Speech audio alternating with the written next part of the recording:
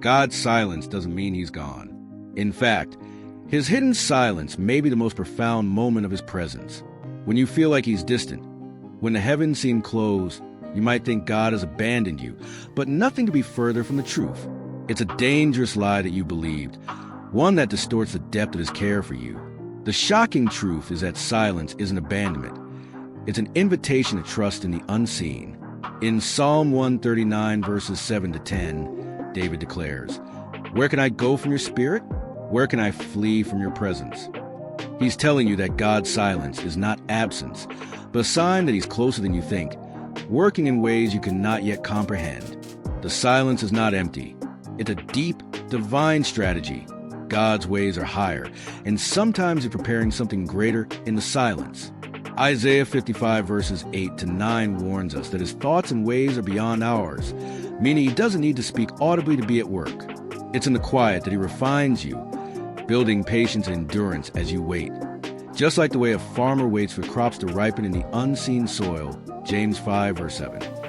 The question isn't whether he's there, but whether you trust he's at work even when you cannot hear his voice. This is where many falter, unable to bear the silence, tempted to fill it with distractions and doubts, forgetting that his silence is also a sign of his sovereignty. The silence you face may seem like a hidden absence, but is God's secret way of drawing you closer, even if you can't hear him. Consider the shocking way God remained silent for 400 years before speaking to his people again through the prophet John the Baptist.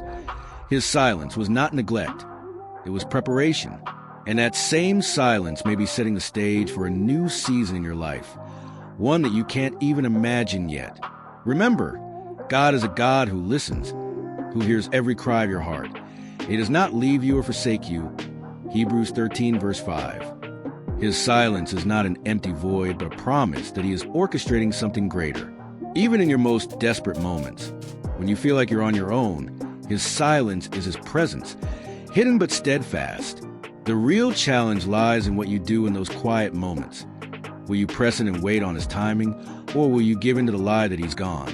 Just as Jesus seemed silent before his resurrection, God's quietness in your life might just be the precursor to the greatest breakthrough of your faith. Don't mistake silence for absence.